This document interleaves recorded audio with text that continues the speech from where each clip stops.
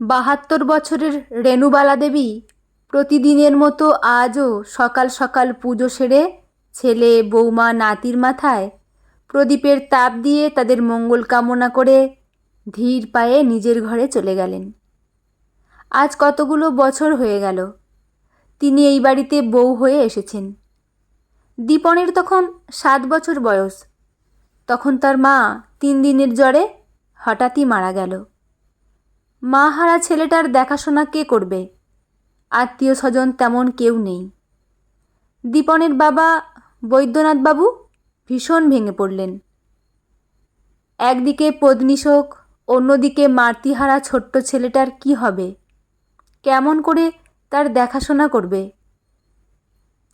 অবশেষে বছরখানেক পর পাড়াপড়শিদের চাপে পড়ে বৈদ্যনাথবাবু দ্বিতীয়বার রেণুবালাকে বিবাহ করলেন। রেণুবালা দীপনকে নিজের পুত্র স্নেহে বুকে জড়িয়ে নিলেন। সৎমা নয়, নিজের মায়ের মতোই তিনি তাকে বড় করতে লাগলেন। দীপনই যে তার নিজের সন্তান, তার দেখাশোনার যাতে কোনো মতেই অবহেলা না হয়, সেজন্য তিনি নিজের সন্তান ধারণ করলেন না। দীপনকে বুকে জড়িয়ে তিনি মায়ের আস্বাদ নিলেন। সেদিন সকালে দীপন অফিস যাবে বলে তৈরি হচ্ছিল। রেণুবালা দেবী তার কাছে এসে বললেন, দীপু, তোকে একটা কথা বলবো, শুনবি? দীপন জামার বোতাম লাগাতে লাগাতে বলল, হ্যাঁ হ্যাঁ, বলে ফেলো। রেণুবালা দেবী বললেন, দীপু, আমাকে কুম্ভ মেলায় নিয়ে যাবি? সবাই তো যাচ্ছে। দীপন মায়ের কথা শুনে স্তম্ভিত হয়ে গেল। পরে বলল, এই বয়সে তুমি প্রয়াগে যাবে? ওখানে কত ভিড় তোমার জানা আছে। ট্রেনে বাসে কোথাও কোনো টিকিট পাওয়া যাচ্ছে না। কাতারে কাতারে মানুষ ভিড় করছে। স্টেশন থেকে 4-5 কিলোমিটার হেঁটে তবে তুমি পুণ্য স্নান করতে পারবে। ওখানে কোনো গাড়ি চলছে না, পায়ে হেঁটে যেতে হবে। তুমি পারবে? রেণুবালা দেবী বললেন, পারবো, খুব পারবো। এই তো ও পাড়ার গাঙ্গুলিরা সবাই পুণ্য স্নান সেরে এলো। ওদের তো 2 জন আছেন আমারই বয়সী, কই তাদের কিছু হয়নি। চল বাবা, চল, আমরাও সবাই মিলে কুম্ভ স্নান সেরে আসি। দীপন অবাক হয়ে বলল, সবাই মানে? গায়ত্রী, গৌও এরা সবাই যাবে। মা, তোমার মাথাটা এবার সত্যিই খারাপ হয়েছে। এই ভিড়ে ওদের নিয়ে যাব? গায়ত্রী বলল, ওহো, তুমি এত রেগে যাচ্ছ কেন? মা তো ঠিকই বলেছেন। এই কুম্ভ মেলা 144 বছর অন্তর হয়। বয়স্করাই তো এই স্নান বেশি করতে যাচ্ছে। আমরা না হয় যাব না, তুমি মাকে নিয়ে যাবার একটা ব্যবস্থা করো। দীপন গায়ত্রীর ওপর ভীষণ রেগে গিয়ে বলল, এই সারাদিন মায়ের সঙ্গে থেকে থেকে তোমার বুদ্ধিশুদ্ধি মায়ের মতো হয়ে গেছে। গায়ত্রী হেসে বলল, হ্যাঁ, আমাদের সবার বুদ্ধি লোপ পেয়েছে, শুধু তোমার আছে। তাই তুমি মায়ের প্রয়াগে যাবার ব্যবস্থা করে দাও। সামনের 12ই ফেব্রুয়ারি একটা শাহী স্নান আছে, সেই দিনই স্নান করবে। 2-3 দিনের ব্যাপার তো, আশা করি কোনো অসুবিধা হবে না।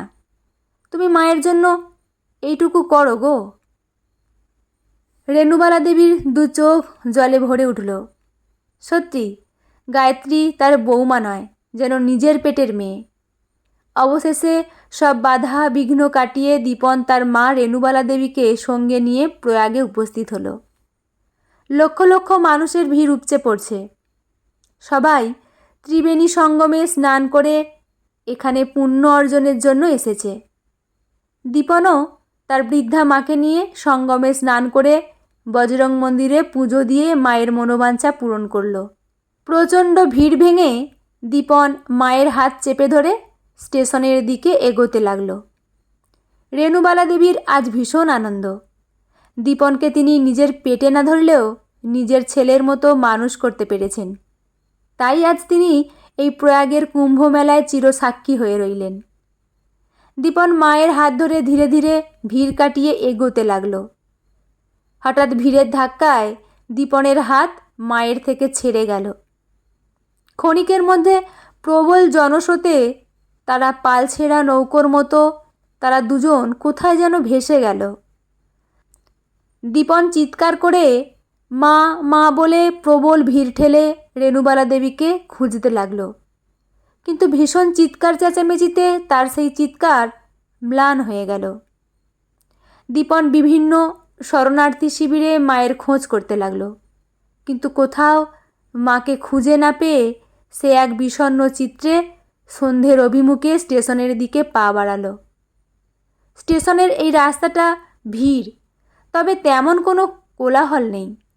সকলেই ক্লান্ত, সকলে বাড়ি ফেরার তাড়া। দীপন এবার রাস্তার ধার ঘেঁষে দাঁড়ালো। সে চারিদিকে একবার তাকিয়ে পকেট থেকে তার ছোট্ট মোবাইল ফোনটা বের করে বাড়িতে ফোন করলো। হ্যালো গায়ত্রী, আমাদের মিশন সাকসেস, মাকে কুম্ভমেলায় ছেড়ে দিয়েছি। ওহো, কি বুদ্ধি তুমি বের করেছো, কোনো ঝামেলা ঝঞ্ঝাট রইল না। এবার বাড়ি বিক্রি করতে কোনো অসুবিধা হবে না। বাবার আর খেয়ে দেয়ে কাজ নেই, সৎ মাকে সম্পত্তি লিখে দিল।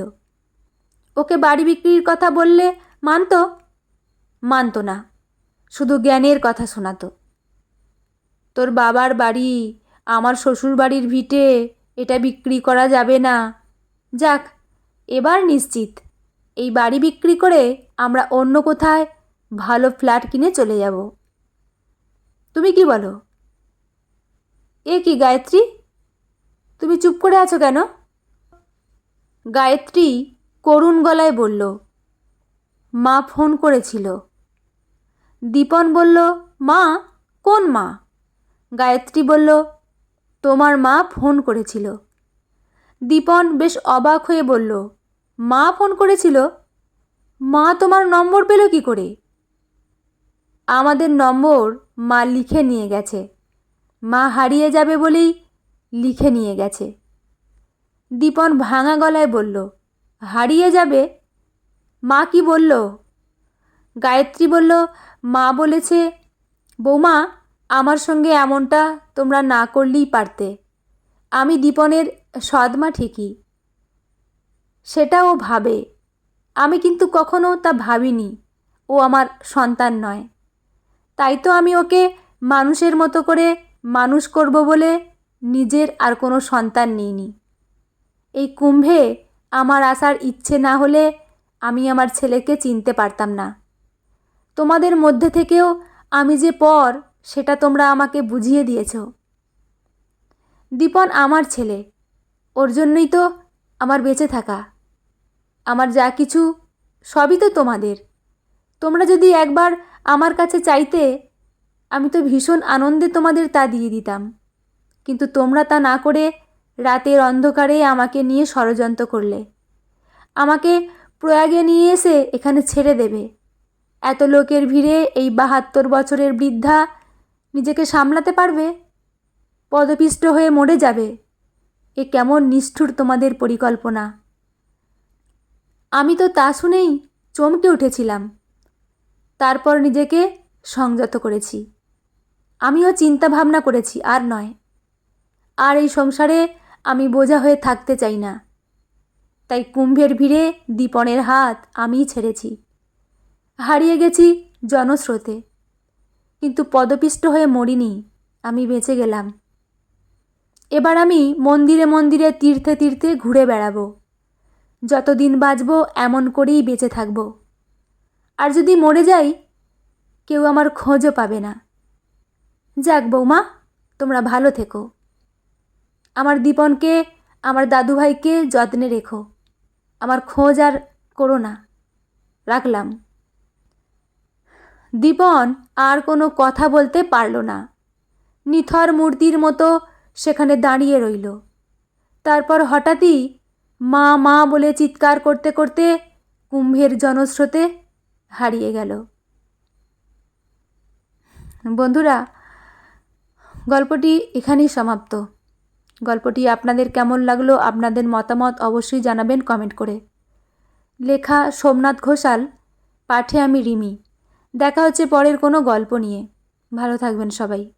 ধন্যবাদ।